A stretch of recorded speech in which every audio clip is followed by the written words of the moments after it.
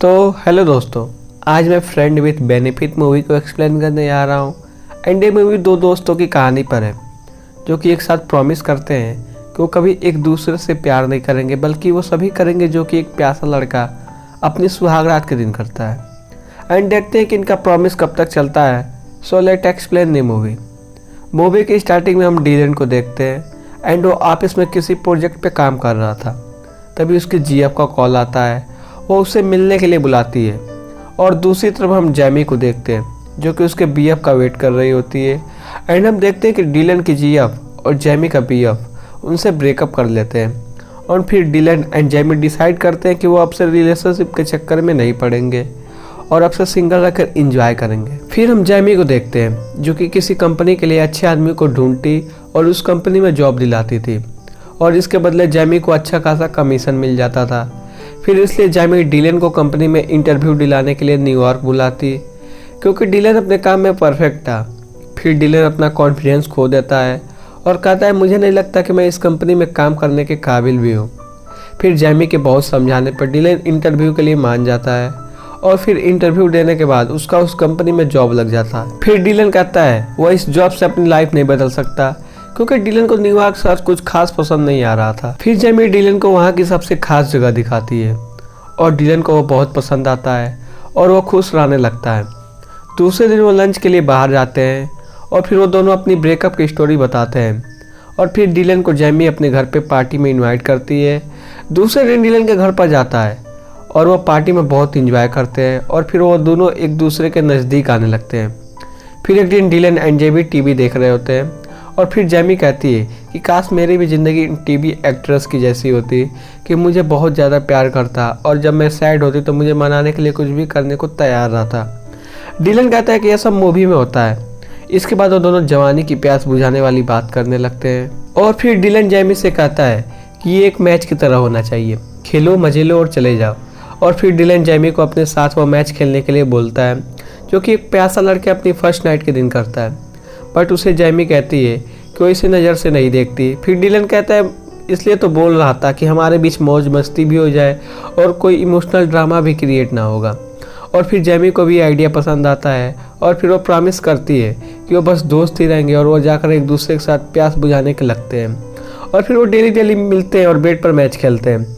और फिर एक दिन वो एक पार्क में मिलते हैं और फिर डीलन बताती है कि उसे मैच खेलने से कोई फ़र्क नहीं पड़ने वाला, बट फ़र्क पड़ रहा है और इसी वजह से अब नहीं खेलेंगे। बट अगले दिन इनको प्यास लगती है और अपनी प्यास बुझाने के लिए मैच खेलने लगते हैं और फिर वो दिन रात बस खेलते जा रहे थे।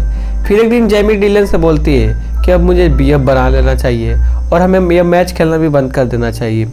फिर एक दिन वो दोनों पार्क में जाते हैं और वहाँ पर जैमी को एक लड़का पसंद आ जाता है और फिर जैमी बात करने के लिए उस लड़के के पास जाती है और उसे अपना नंबर देके चली जाती है। फिर क्या था, जैमी का इस लड़के से साथ डेटिंग हो जाता है और फिर लड़का जैमी को बताता है कि वो एक डॉक्टर है। और फिर एक दिन वो डॉक्टर भी जैमी के साथ मैच खेलता है। एक दिन वो लड़का जैमी को इग्नोर करके जा रहा था कि जैमी उसे देख लेती है और जैमी के पूछने पर लड़का बताता है कि उसके सपनों का राजकुमार नहीं बन सकता।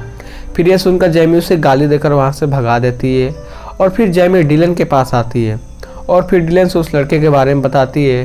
तो डीलन कहता है वो लड़का तो खिलाड़ी निकला क्योंकि नॉट आउट होकर ही वो खुद ही चला गया। इसके बाद एक दिन डीलन जैमी से कहता है कि वो इस सप्ताह अपने घर जा रहा है और अगर तुम चाहो तो मेरे घर चल सकती हो। पहले तो जैमी मना करती लेकिन डीलन के फोर्स करने पर वो मान जाती है और उसके साथ उसके घर जाती है जहाँ पर डीलन के सिस्टर एंड उसके डैड उन्हें देखकर बहुत हैप्पी होते हैं और उनका अच्छे से वेलकम करते हैं। इसके बाद जैमी एंड डीलन के सिस्टर आपस में बात कर रहे होते हैं और फिर वो जैमी को डीलन का बचपन की फ़ोटो दिखाते हैं। इसके बाद रात को डीलन को प्यास लग जाती है। फिर वो प्यास बुझाने के लिए जैमी के रूम में आता है और जैमी कहती है कि हमने तो डिसाइड किया था कि हम मैच नहीं खेलेंगे।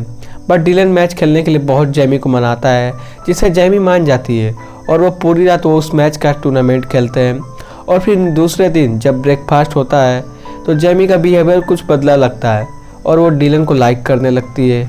इसके बाद डीलन की सिस्टर उससे पूछती है कि इसके बाद हम जैमी से कब मिलेंगे। फिर डीलन कहता है कि मुझे नहीं पता। फिर डीलन की सिस्टर उससे पूछती है कि तुम्हारी जीएफ से तुम्हारा झगड़ा हुआ है क्या। डीलन कहता है कि जैमी मेरी जीएफ नहीं है और हम बस फ्रेंड है और इनकी बातों को जैमी सुन लेती है। फिर रात को जब डिनर कर रहे होते हैं तो जेमी आती है और कहती है कि मुझे किसी काम की वजह से न्यूयॉर्क को वापस जाना पड़ेगा। उसे डिलन की बातों से बहुत बुरा लगा था, इसलिए वो वापस जा रही थी। फिर वहाँ पर सभी लोग उसे रोकने की बहुत कोशिश करते हैं, बट जेमी नहीं रुकती। फिर कुछ दिन बाद डिलन भी न्यूयॉर्क आ जाता है। यहाँ पर डिलन जेमी को कांटेक्ट करने की बहुत कोशिश करता, पर डिलन को जेमी कोई जवाब नहीं देती। फिर कुछ दिन बाद डिलन जेमी को फिर से कांटेक्ट करता है, पर जेमी अभी भी कोई रिप्लाई नहीं देती। इसके बाद डिलन को याद आता है कि शायद जेमी अपने फेवरेट जगह पर गई हो, जहाँ पर वो अक्सर जाया करती है। फिर वो वहाँ पर जाता है और फिर वहाँ पर जेमी अकेली बैठी हुई थी। फिर डिलन जेमी से माफ़ी मांगता है, तो जेमी कहते हैं कि कभी दोस्त एक दूसरे की बुराई नहीं करते, और फिर उनमें बहस हो जाती है और वो फिर से अलग हो जाते हैं। दूसरे दिन जेमी की मॉम उसे समझा रही होती है कि वो जो गलती की वो तुम मत करो। वो कहते हैं कि मेरी लाइफ में बहुत लड़कियां हैं और मैं सबके साथ बहुत मैच खेले, बट तुम्हारे डैड एक परफेक्ट प्लेयर थे, बट मुझे समझने में बहुत देरी हो गई, और तुम भी ऐसा मत करो कि मेरी तरह अकेले रहना पड़े। फिर इधर डिलन के फादर उसके पास रहने के लिए आए थे, और फिर वो बताते हैं कि जब मैं नेवी में था तो मुझसे एक लड़की बहुत प्यार करती थी, और मैं इस बात को समझ नहीं पाया, और जब मुझे बात समझ आई तो बहुत लेट हो गया था, और मैं काश तुम्हारी उम्र में समझ पाता। ये सुनकर डिलन को जेमी की याद आती है, जो कि अपनी ईगो की वजह से वो उससे कभी अपनाया ही नहीं। फिर उसके डैड कहते हैं कि अगर तुम किसी से प्यार करते हो तो उसे जाकर बचा लो। फिर डिलन अपने मिशन पर निकल जाता है। इसके बाद जेमी को देखते हैं, जो कि अपनी मॉम से बात कर रही होती है, कि तभी वहाँ पर डिलन आता है, और फिर डिलन आकर उससे माफ़ी मांगता है, एंड वो बोलता है कि मैं उसे मिस कर रहा था और तुमको प्यार करता हूँ। और फिर वो उसको प्रपोज करता है, और फिर वो दोनों एक दूसरे को किस करते हैं और एक दूसरे से प्यार करने लगते हैं, और फिर ये मूवी यही ख़त्म हो जाती है। तो दोस्तों, मूवी की एक्सप्लेनेशन आपको पसंद आई हो तो वीडियो को लाइक एंड चैनल को सब्सक्राइब कर दीजिएगा।